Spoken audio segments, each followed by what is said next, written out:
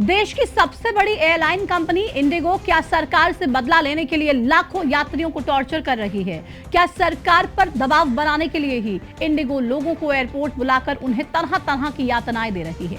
ये सवाल इसलिए पूछे जाने जरूरी हो चुके हैं क्योंकि इंडिगो और केंद्र सरकार के बीच की तल्खियों ने भारत के लाखों लोगों को पिछले कई दिनों से इतना परेशान कर दिया है कि अब लोगों की आह निकल आई है। नमस्कार, आपके साथ में प्रतिमा दत्ता। सोचिए, अगर एक बाप को एयरपोर्ट पर अपनी बेटी के लिए सैनिटरी पैड की भीख मांगनी पड़े तो हालात कैसे होंगे। सोचने वाली बात यह भी है कि एक कपल जिसे अपनी ही शादी के रिसेप्शन के फंक्शन में जाने का मौका ना मिले तो उसके परिवार की खुशियों पर कितना असर पड़ा होगा। ऐसे ही ना जाने कितनी और दर्दनाक कहानियां उन लाखों लोगों की हैं जो पिछले कई दिनों से इंडिगो एयरलाइन का टॉर्चर एयरपोर्ट्स पर झेल रही हैं। लेकिन ना तो इंडिगो एयरलाइन को ये सब दिखाई दे रहा है, ना ही हमारी सरकार के कानों तक लोगों की चीख पुकार पहुंच पा रही है। इस कंपनी और हमारी सरकार को तो ये भी नहीं मालूम कि एयरपोर्ट पर किसी का बच्चा भूखा है, कोई अपनी बीमार माँ को समय पर दवाई नहीं दे पा रहा, किसी की पत्नी बीमार है तो कोई अपनी बेटी का इलाज जल्द से जल्द करवाने के लिए अपने शहर पहुंचना चाहता है। लेकिन इन सब की बेबसी ऐसी है कि ना तो फ्लाइट में बैठ पा रहे हैं और ना ही एयरपोर्ट से ये बाहर जा पा रहे हैं, ना ही खाने को कुछ मिल पा रहा है, ना ही सोने की कोई व्यवस्था बन पा रही है। ऐसे में सबसे बड़ा सवाल तो यही है कि क्या हमारे देश के लाखों लोगों को इस तरह से एयरपोर्ट पर बंदी बनाया गया है? क्यों तड़पते लोगों की चीख सरकार और इंडिगो एयरलाइन के कानों तक नहीं पहुंच पा रही है? क्या लोगों को तड़पाने के पीछे इंडिगो एयरलाइन का मकसद सरकार से अपनी मांगे मनवाना था? आखिर सरकार ने ऐसी नौबत आने से पहले इस पूरी सिचुएशन को भांपा क्यों नहीं? आज की इस वीडियो में मैं आपको इन्हीं सब सवालों के जवाब दूंगी और बताऊंगी कि हमारी सरकारों ने हमारे देश की एयरलाइन की कमान क्यों चंद कंपनियों के हाथ में सौंप दी है और कैसे अब इन्हीं कंपनियों में से सबसे बड़ी कंपनी सरकार के लिए ही जी का जंजाल बन गई है और लोगों को टॉर्चर करके खुद मजे कर रही है।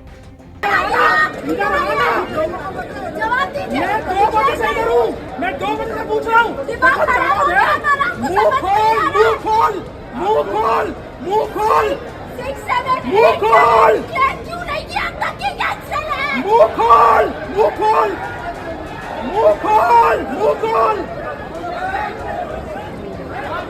कल्पना कीजिए, एक माँ जो अपने बीमार बच्चे से मिलने के लिए हफ्तों से इंतजार कर रही थी, लेकिन एयरपोर्ट पर रात गुजारने को वो मजबूर हो गई।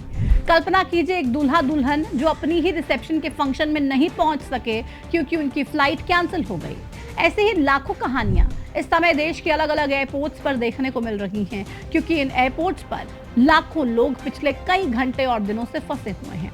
दिल्ली, मुंबई, बेंगलुरु, हैदराबाद और चेन्नई जैसे प्रमुख एयरपोर्ट्स में तो इतनी अराजकता है कि लोग अब सरकार और इंडिगो एयरलाइन से रहम की भीख मांग रहे हैं। वो भीख मांग रहे हैं कि उन्हें उनके घर जाने दिया जाए, वो भीख मांग रहे हैं कि उन्हें उनके देश लौटने दिया जाए। अगर आप अभी हमारे देश के एयरपोर्ट्स की हालत देखेंगे तो आपको पता लगेगा कि जिन एयरपोर्ट से फ्लाइट में बैठकर लोग अपने अपने घर, शहर और देश जाने वाले थे, वो अब उसी एयरपोर्ट के फर्श पर सोने को मजबूर हैं। ये लोग भूख और प्यास से तड़प रहे हैं और अपने परिवार से दूर रहने का दुख इनकी आंखों को भर लाता है। ये तस्वीरें सिर्फ एक एयरलाइन की नाकामी नहीं बल्कि पूरे सिस्टम की उस विफलता को दिखाती हैं जो कभी बस स्टैंड पर दिखती हैं तो कभी रेलवे स्टेशन पर। लेकिन आज तक इस सिस्टम को कभी भी सुधारा नहीं गया। इसलिए अब नौबत ये आ गई है कि हवाई कंपनियों ने लोगों का दम निकाल दिया है और सरकार सिवाय आश्वासन के कुछ नहीं कर पा रही है। जहां इंडिगो जैसी कंपनी अपनी मोनोपोली का फायदा उठा रही है, तो वहीं डीजीसीए जैसी संस्था सिर्फ कागजी कार्रवाई में उलझी हुई है। इससे इतर दूसरे एयरलाइन ने तो अपने भाव इतने बढ़ा दिए कि जिस दूरी के लिए पहले महज 5 से 6 हजार रुपए किराया लगता था, उसी दूरी के लिए अब 60,000 रुपए से ज्यादा का टिकट मिल रहा है। जैसे दिल्ली से गोवा के लिए पहले 5,000 रुपए में टिकट मिल जाता था, लेकिन अब 63,000 रुपए का टिकट बिक रहा है। दिल्ली से पटना के लिए जो फ्लाइट टिकट कुछ दिन पहले 5 से 10 हजार रुपए में मिल रही थी, वही टिकट अब 40,000 रुपए में मिल रही है। ऐसा ही हाल हर शहर के लिए लोगों को बेवकूफ बनाकर इंडिगो और बाकी एयरलाइन कंपनियां लगातार उनके दुख को भी अपना धंधा बढ़ाने में इस्तेमाल कर रही हैं। इतने दिनों से इंडिगो की हर दिन हजारों फ्लाइट्स कैंसिल हो रही हैं। बावजूद इसके इंडिगो ने यात्रियों के लिए कोई व्यवस्था नहीं की, ना उन्हें रहने के लिए कमरा दिया, ना उन्हें खाने के लिए खाना दिया। और सोने के भी कोई प्रबंध नहीं किए गए। अगर कुछ किया तो वो ये कि लोगों को सिर्फ बेवकूफ़ बनाया गया। 1-2 घंटे फ्लाइट डिले है कहकर पहले उन्हें इंतजार कराया गया, फिर लोगों ने जब 12-12 घंटे बाद इंतजार करने के पूछा कि भाई फ्लाइट कहाँ है, तो बताया गया कि फ्लाइट तो कैंसिल हो गई। हजारों यात्रियों का तो ये भी आरोप है कि उन्हें रिफंड तक नहीं दिया जा रहा है। अब सवाल ये है कि जिन लोगों के 12 से 20 घंटे इंडिगो एयरलाइन और हमारी सरकार की लापरवाही ने छीन लिए, क्या वो उन्हें उनके जीवन के ये पल वापस लौटा सकती हैं? आज हर दिन सिर्फ हजारों उड़ानें ही रद्द नहीं हो रही, बल्कि लोगों के सपने, रिश्ते और जज्बात भी रद्द हो गए हैं। लाखों यात्री प्रभावित हुए हैं और उनकी परेशानी सिर्फ आंकड़ों में सिमट कर रह गई है, लेकिन उनके आंसू, उनकी हताशा कौन मापेगा? इंडिगो की इस क्रू शॉर्टेज और प्लानिंग गैप्स की आड़ में हजारों जिंदगियां बिखर गई हैं और उनकी भरपाई कौन करेगा? ये जवाब हम भी मांग रहे हैं और वो लाखों यात्री भी जो टिकट खरीद कर भी सुरक्षित यात्रा का हक नहीं पा सके और कई घंटों से एयरपोर्ट्स पर कैदियों की तरह जिंदगी गुजार रहे हैं। अब तक पूरे देश में इंडिगो की 2000 से ज्यादा फ्लाइट्स रद्द हो गई हैं।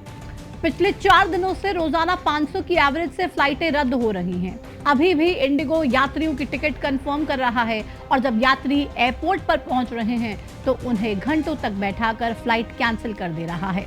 इसी व्यवस्था के खिलाफ अब पूरे देश में आक्रोश है और सरकार से ये सवाल पूछा जा रहा है कि क्यों सरकार ने इंडिगो को देश की एयरलाइन का 60% हिस्सा दे दिया है, जिससे अब इंडिगो अपनी मोनोपोली का घमंड दिखा रहा है। लोकसभा में विपक्ष के नेता राहुल गांधी ने भी इस पूरे क्राइसिस को सरकार के मोनोपोली मॉडल की कीमत बताया है। I want to make something absolutely clear. I've been projected by my opponents in the BJP to be anti-business. I'm not anti-business in the least. I am anti-monopoly. I am anti-creating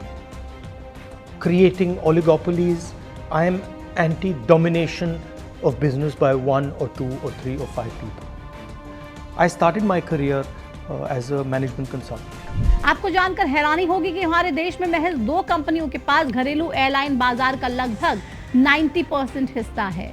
इसमें Indigo के पास 60 से 64% और टाटा समूह के airline के पास 25 से 27% की हिस्सेदारी है। और यही वजह है कि जब डीजीसीए ने एयरलाइन के लिए नियमों में बदलाव किए तो सबसे बड़ी कंपनी इंडिगो ने अपनी मोनोपोली की ताकत सरकार को दिखा दी और लाखों यात्रियों को एयरपोर्ट पर लाकर खड़ा कर दिया। अब शुरुआत में तो सरकार अपने नियमों से पीछे नहीं हटी, लेकिन जब इंडिगो ने अपनी ताकत दिखाकर फ्लाइट्स रद्द करने की संख्या बढ़ानी शुरू कर दी तो सरकार के हाथ पांव फूल गए। नतीजा ये हुआ कि केंद्र सरकार ने शुक्रवार को बैकफुट पर आकर इंडिगो को 10 फरवरी 2026 तक नए नियमों में अस्थायी राहत दे दी है। डीजीसीए ने वीकली रेस्ट के बदले कोई भी छुट्टी नहीं देने के फैसले को वापस ले लिया है। इंडिगो ने इसी नियम को इस पूरी समस्या के लिए जिम्मेदार ठहराया था और ये कहा था कि इस नियम की वजह से पायलट्स और क्रू मेंबर्स की कमी हुई है। लेकिन देखा जाए तो ये पूरा क्राइसिस इंडिगो का एक गेम प्लान लगता है। इंडिगो सरकार से अपनी मांग मनवाना चाहता था, इसलिए उसने ये पूरा ड्रामा रचा। अगर ऐसा नहीं होता तो पिछले साल जब ये नियम बनाए गए थे तभी इंडिगो पायलट्स और क्रू मेंबर्स की ज्यादा भर्ती कर सकता था। इंडिगो के पास व्यवस्था को दुरुस्त करने के लिए 1 साल से भी ज्यादा का समय था, लेकिन शुरू से ही इस नियम का विरोध कर रही एयरलाइन कंपनी इंडिगो ने अपने सामने सरकार को झुकाने के लिए ये पूरा खेल खेला और अब इस खेल में उसकी जीत भी हो गई। लेकिन ये जीत लाखों मासूम लोगों के दर्द, उनकी चीख पुकार और आंसुओं को रौंद कर मिली जीत है। बहरहाल इंडिगो ने ये तो दिखा ही दिया कि अगर प्राइवेट कंपनियों का दबदबा किसी भी क्षेत्र में बढ़ जाए तो उसका सीधा असर आम लोगों पर होता है और फिर सरकार के हाथ में भी कुछ नहीं रह जाता। इसकी चेतावनी अक्सर अर्थव्यवस्था के विशेषज्ञ देते भी रहते हैं, लेकिन हमारी सरकारें खुद का काम प्राइवेट कंपनियों के जिम्मे सौंपकर बस चुनाव में मेहनत करना चाहती हैं। वो नहीं चाहती कि कोई भी चीज सरकार के पास रहे और सरकार को उसमें योजनाएं बनाकर काम करना पड़े। इसलिए लंबे समय से हमारे देश में धीरे धीरे सब कुछ प्राइवेटाइज हो रहा है, चाहे वो एयरलाइन हो या फिर एयरपोर्ट। खैर, प्राइवेटाइजेशन का एक बड़ा मुद्दा है और इस पर चर्चा हमारे देश में समय समय पर होती आई है, लेकिन फिर भी प्राइवेटाइजेशन नहीं रुकता।